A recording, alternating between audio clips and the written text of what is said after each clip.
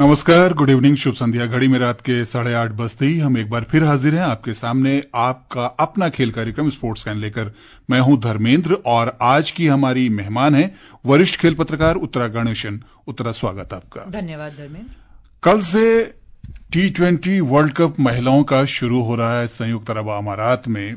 Australia का दबदबा रहा है अभी तक के, अगर जो 10 टूर्नामेंट्स हुए उसके आंकड़ों को देखें, लेकिन भारत की दावेदारी इस बार आपको कैसी लग रही है? क्योंकि भारतीय टीम ऐसे तो अच्छा प्रदर्शन करती है, लेकिन वर्ल्ड कप के मंच पर जाकर कहीं ना कहीं लड़खड़ा जाती है। देखिए, मुझे लगता है कि सिर्फ ये नहीं, जो पिछला भी वर्ल्ड कप हुआ था, ऑब्वियसली जैसा आपने कहा कि दावेदारी हमेशा रहती है क्योंकि खिलाड़ी हैं आपके पास।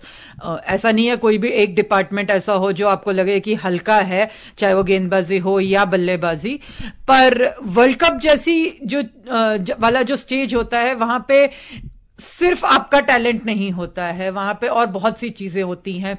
आप किस कॉम्बिनेशन के साथ उतरते हैं, आपके पास जो 15-16 हैं वो तो अपने आप में काफी हैं, लेकिन उस पर्टिकुलर मैच में आप किस कॉम्बिनेशन के साथ उतरते हैं, उस दिन आपके खिलाड़ी कैसा परफॉर्म करते हैं। और सबसे बड़ी बात, जो मेंटल स्ट्रेंथ चाहिए होती है कि अगर कहीं मैच फंसता है तो उसको कैसे निकाला जाए, और खुद पे जो भरोसे वाली चीज है, शायद वही एक चीज है जो ऑस्ट्रेलिया या इंग्लैंड या न्यूजीलैंड की वुमेन्स टीम को अलग बनाती है बाकियों से, क्योंकि वो इतना खेलते हैं कि वो चीजें उनमें अपने आप आ जाती है इतने सालों में। हालांकि पिछले कुछ समय में भारतीय वुमेन्स टीम को भी बहुत ज्यादा एक्सपोजर मिला है, उन्होंने बहुत खेला है, तो इंटरेस्टिंग होगा देखना है कि उस एक्सपोजर को, उस एक्सपीरियंस को ये आगे किस तरह से अभी यहां पे दिखा पाते हैं। हम आपके साथ इस खबर पर और तमाम खेल खबरों पर करेंगे चर्चा, लेकिन अब पहले सुर्खियां। भारत ने पेरू में ISSF जूनियर विश्व निशानेबाजी चैंपियनशिप के चौथे दिन 5 और स्वर्ण पदक जीते। संयुक्त अरब अमारात में कल से महिला T20 क्रिकेट विश्व कप की शुरुआत होगी। भारत का पहला मैच शुक्रवार को न्यूजीलैंड से होगा। भारत ने तुर्की को हराकर BWF विश्व junior mixed team badminton championship के क्वार्टर फाइनल में जगह बनाई और भारत अगले साल खो खो विश्व कप की मेजबानी करेगा। प्रतियोगिता में 24 देश भाग लेंगे।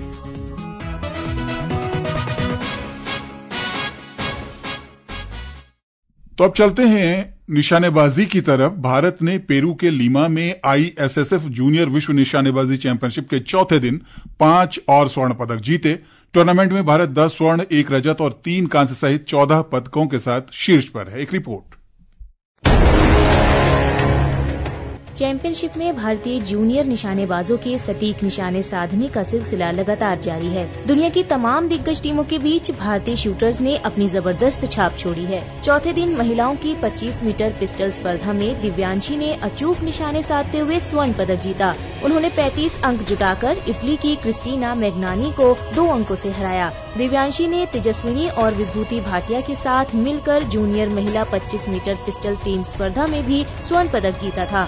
शीर्ष निशानेबाज मुकेश नेलवली ने 2 और स्वर्ण पदक हासिल किए। इस चैंपियनशिप में अब उनके पदकों की संख्या 3 हो गई है। मुकेश ने 585 अंकों के साथ जूनियर पुरुष 25 मीटर पिस्टल स्पर्धा में स्वर्ण पदक जीता। टीम स्पर्धा का स्वर्ण मुकेश नेलवली, सूरज शर्मा और प्रद्युम्न सिंह ने पोलैंड की टीम को 3 अंकों से हराकर अपने नाम किया। 5वां स्वर्ण पदक जूनियर पुरुष 50 मीटर राइफल टीम स्पर्धा में मिला। शौर्य सैनी, वेदांत नितिन वाघमारे और परीक्षित सिंह बरार की टीम 1753 अंक बनाकर पहले स्थान पर रही। जूनियर विश्व चैंपियनशिप 2024 में 51 देशों के 560 से अधिक निशानेबाज प्रतिस्पर्धा कर रहे हैं। भारत ने 6 अक्टूबर को समाप्त होने वाली प्रतियोगिता में 61 निशानेबाजों के दल को मैदान में उतारा है। उम्मीद है भारत के पदकों की संख्या अभी और बढ़ेगी। सरफिरोजी, स्पोर्ट्स कैन।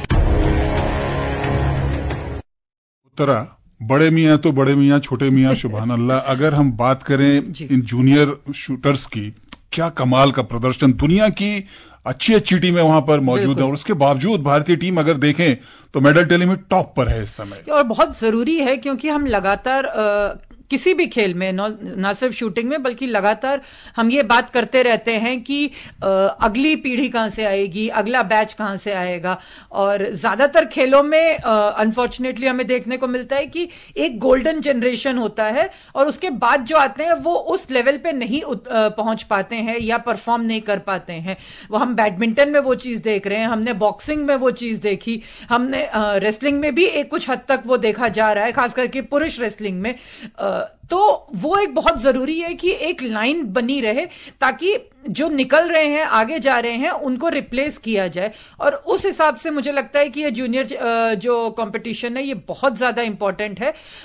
अगर हम पेरिस ओलंपिक्स की भी बात करें तो जो हमारे शूटर्स गए थे वो ऐसा नहीं है कि बहुत सीनियर हैं। शूटिंग उन खेलों में से है जहां पे एज लिमिट नहीं होती है, पर हमारी जो टीम थी, अगर हम देखें चाहे पुरुषों में हो या महिलाओं में हो, ज्यादातर 22-25 साल के ही हमारे शूटर्स गए थे। तो ऐसा नहीं है कि वो कोई बहुत सीनियर थे, लेकिन हाँ उन्होंने सीनियर लेवल पे अब परफॉर्म करना शुरू कर दिया है। तो अगली पीढ़ी कहां से आएगी हमें नहीं पता। 4 साल बाद इनमें से कितने रहेंगे, कितने नहीं रहेंगे। 4 साल पहले टोक्यो में, 3 साल पहले टोक्यो में जो थे उसमें से कई शूटर्स अब नहीं है उस लेवल पे जो परफॉर्म कर रहे हैं। इस पेरिस में से और कितने निकल पाएंगे, कितने कंटिन्यू भी करते हैं, हमें नहीं पता कि वो रहते हैं नहीं रहते हैं।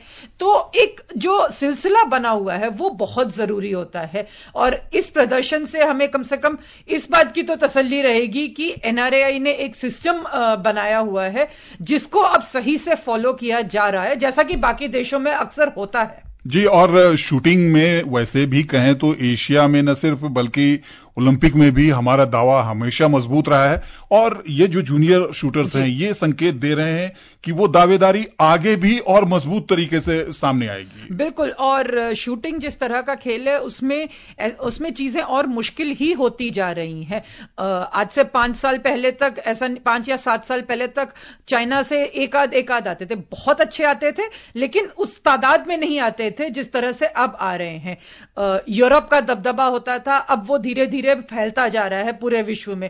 तो वो सारी चीजें अगर हम ध्यान में रखें तो और ज्यादा बड़ी बात हो जाती है ये, क्योंकि जब आपका फील्ड स्प्रेड आउट होता है और एक स्पोर्ट ज्यादा पॉपुलर होता है तो कंपटीशन और बढ़ता है। आपको नहीं पता कि अगला आपका जो कॉम्पिटिटर होगा वो जरूरी नहीं है कि यूरोप से, जर्मनी से या चाइना से आएगा, वो नाइजीरिया या ग्रीस से निकल के भी आ सकता है।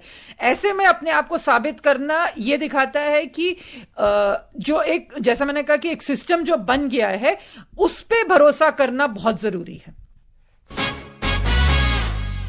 और अब चलते हैं क्रिकेट की तरफ। दुबई में कल से महिला 2020 क्रिकेट विश्व कप की शुरुआत होगी, बल्कि संयुक्त अरब अमारात हम कह सकते हैं। टूर्नामेंट का पहला मैच बांग्लादेश और स्कॉटलैंड, जबकि दूसरा मैच पाकिस्तान और श्रीलंका के बीच खेला जाएगा। पिछले चैंपियन ऑस्ट्रेलिया, इंग्लैंड, वेस्टइंडीज और भारत को खिताब का बड़ा दावेदार माना जा रहा है। सुनते हैं ये रिपोर्ट। धनाधन क्रिकेट के इस फॉर्मेट में पिछले 3 बार की विश्व चैंपियन ऑस्ट्रेलिया की महिला टीम लगातार चौथी बार खिताब जीतेगी या कोई दूसरी टीम इस बार चैंपियन बनेगी, ये बड़ा सवाल है। 6 बार की चैंपियन ऑस्ट्रेलियाई टीम इस बार एलिसा हीली की अगुवाई में मैदान पर उतरने जा रही है। 10 टीमों के बीच हो रहे इस टूर्नामेंट में ऑस्ट्रेलिया को हराना सभी टीमों के लिए सबसे बड़ी चुनौती होगी। ऑस्ट्रेलिया को ग्रुप ए में भारत, पाकिस्तान, न्यूजीलैंड और श्रीलंका के साथ रखा गया है, जबकि ग्रुप बी में इंग्लैंड, दक्षिण अफ्रीका, वेस्टइंडीज, बांग्लादेश और स्कॉटलैंड हैं। प्रत्येक ग्रुप से शीर्ष पर रहने वाली 2 टीम सेमीफाइनल में जगह बनाएंगी। उम्मीद की जा रही है कि संयुक्त अरब अमीरात की पिचें स्पिनरों के लिए मददगार होंगी और ऐसे में भारत का दावा भी मजबूत माना जा रहा है। कप्तान हरमनप्रीत कौर को भरोसा है कि उनकी टीम बेस्ट है और इस टूर्नामेंट में काफी अच्छा प्रदर्शन करेगी। If I talk about this team, we have few players who've been playing for longer time and they know their roles really well. And I'm quite confident with this team, and I can say that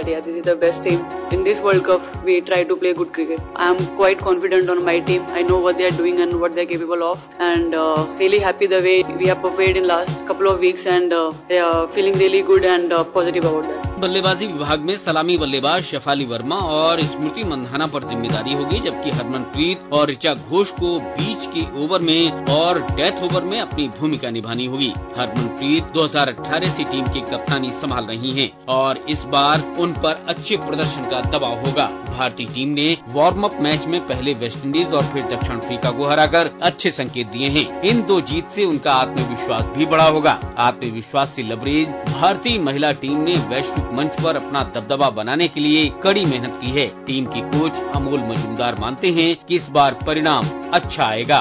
Conditions would be similar to what we are over here in India. We did a lot of fitness and fielding. So as far as game time is concerned, I think we are on it. As I said, we are ready to go. मुख्य मुकाबले में भारत की team अपना पहला match Dubai में शुक्रवार को New Zealand के साथ खेलेगी। क्रिकेट के दीवानों को उम्मीद है कि न सिर्फ आगाज अच्छा रहेगा बल्कि अंजाम भी अच्छा होगा। हरमनप्रीत की अगुवाई वाली ये सेना इस बार खिताब के साथ स्वदेश लौटना चाहेगी। Mukesh Kumar, sports scan. तो प्रैक्टिस मैचेस में बहुत बढ़िया रिजल्ट रहा भारतीय टीम का। और अगर हम कंडीशंस की बात करते हैं तो जैसा कि हमने इस रिपोर्ट में भी सुना कि उसी तरह की कंडीशन है जैसा कि भारत में परिस्थितियां होती हैं, तो इसका कितना बेनिफिट मिल सकता है? देखिए, एक तो T20 फॉर्मेट ऐसा है जहां पे कंडीशंस बहुत ज्यादा उस तरह से मैटर नहीं करते, क्योंकि 3-3.5 घंटे का मैच होता है, उसमें बहुत ज्यादा चीजों में परिवर्तन होता नहीं है। तो 50 ओवर की भी तुलना में देखा जाए तो कंडीशंस एक तरह से दोनों टीमों के लिए बराबर रहती हैं। ये जरूर है कि भारतीय टीम को फेमिलियरिटी का फायदा होगा, पर जितनी आजकल वर्ल्ड में क्रिकेट खेली जा रही है, हर कंट्री हर कंडीशन के हिसाब से एक तरह से यूज टू होती है। दूसरी बात, भारतीय टीम के लिए सबसे इंपॉर्टेंट होगा पहला मैच, क्योंकि अगर हम ग्रुप की भी बात करें और आपको अब टॉप 2 में करना है तो एशिया में भारत की टीम जरूर बाकी टीमों से बेहतर है आज की तारीख में, पर न्यूजीलैंड और ऑस्ट्रेलिया उनके सबसे बड़े मुकाबले होंगे। और अगर आप पहला मैच जो क्योंकि न्यूजीलैंड के साथ है, अगर ये मैच इंडिया जीत जाती है तो उनके चांसेस बहुत बढ़ जाते हैं आपके सेमीफाइनल के लिए क्वालिफाई करने के लिए, क्योंकि जो बाकी की टीमें हैं, चाहे पाकिस्तान हो या बांग्लादेश हो, उनके मुकाबले भारतीय टीम जरूर बेहतर है, ऑन पेपर भी और ट्रैक रिकॉर्ड के हिसाब से भी, फॉर्म के हिसाब से भी और हेड टू हेड के हिसाब से भी। तो पहला मुकाबला किस तरफ जा रहा है उससे बहुत ज्यादा फर्क पड़ेगा। अगर बाई चांस इंडिया हारती है तो आपके ऊपर ना सिर्फ बाकी मैचेस जीतने का प्रेशर बढ़ेगा, बल्कि आपके ऊपर एक मेंटल दबाव भी आएगा, क्योंकि आपको यह लगेगा कि आपके सामने एक बड़ी चुनौती है, आपके पास ऑप्शंस नहीं रह जाएंगे। तो पहला मैच जिस तरफ जाएगा उससे बाकी की भारतीय पूरी किस तरह से जाएगी ये कैंपेन वर्ल्ड कप की, वो उस पर जरूर डिपेंड करेगा जी। और उधर चेन्नई में भारत की अंडर 19 क्रिकेट टीम ने अनधिकृत क्रिकेट टेस्ट मैच में ऑस्ट्रेलिया की अंडर 19 टीम को 2 विकेट से हरा दिया। टीम सऊदी ने भारत के खिलाफ इस महीने शुरू होने वाली 3 टेस्ट मैच की श्रृंखला से पहले न्यूजीलैंड की कप्तानी छोड़ दी है। उनकी जगह टॉम लैथम को नया कप्तान नियुक्त किया गया है। उधर पाकिस्तान से खबर है कि बाबर आजम ने आज पाकिस्तान की वनडे और 2020 टीम के कप्तान पद से इस्तीफा दे दिया। उन्होंने सोशल मीडिया प्लेटफॉर्म एक्स पर पोस्ट कर इसकी जानकारी दी। तेज गेंदबाज जसप्रीत बुमराह अंतर्राष्ट्रीय क्रिकेट परिषद आईसीसी टेस्ट गेंदबाजों की रैंकिंग में फिर से शीर्ष पर पहुंच गए हैं। बांग्लादेश के खिलाफ कानपुर में खेले गए दूसरे क्रिकेट टेस्ट मैच में 6 विकेट लेने के बाद उन्होंने रविचंद्रन अश्विन को पीछे छोड़कर एक बार फिर से पहला स्थान हासिल कर लिया है। लखनऊ में ईरानी ट्रॉफी क्रिकेट मैच में आज दूसरे दिन का खेल समाप्त होने तक रणजी चैंपियन मुंबई ने शेष भारत के खिलाफ 9 विकेट पर 536 रन बना लिए थे। सरफराज खान 221 रन बनाकर क्रीज पर हैं। भारत ने ग्रुप ई के आखिरी मैच में तुर्की को 99 के मुकाबले 110 अंकों से हराकर चीन में चल रही BWF विश्व junior mix team badminton championship के क्वार्टर फाइनल में जगह बना ली है। बैडमिंटन विश्व महासंघ BWF ने पहली बार रिले स्कोरिंग प्रणाली का इस्तेमाल विश्व जूनियर मिक्स टीम चैंपियनशिप में किया है। इसमें विजेता टीम को मुकाबला जीतने के लिए 10 मैचों में 110 अंक तक पहुंचना होता है। भारत अगले साल खो खो विश्व कप की मेजबानी करेगा। भारतीय खो खो महासंघ KKFI और अंतर्राष्ट्रीय खो खो महासंघ ने इसकी घोषणा की है। इस आयोजन में 24 देश भाग लेंगे, जिसमें 16 पुरुष टीमें और कई महिला टीमें शामिल होंगी। विश्व कप से पहले KKFI ने इस खेल को बढ़ावा देने के लिए 10 शहरों के 200 स्कूलों में खो खो खेल के आयोजन की योजना बनाई है। और फुटबॉल से खबर है, मुंबई में आईएसएल में इस समय मुंबई एफसी का मुकाबला बेंगलुरु एफसी के साथ चल रहा है। कल भुवनेश्वर में मेजबान ओडिशा एफसी का मुकाबला केरला ब्लास्टर्स एफसी से होगा।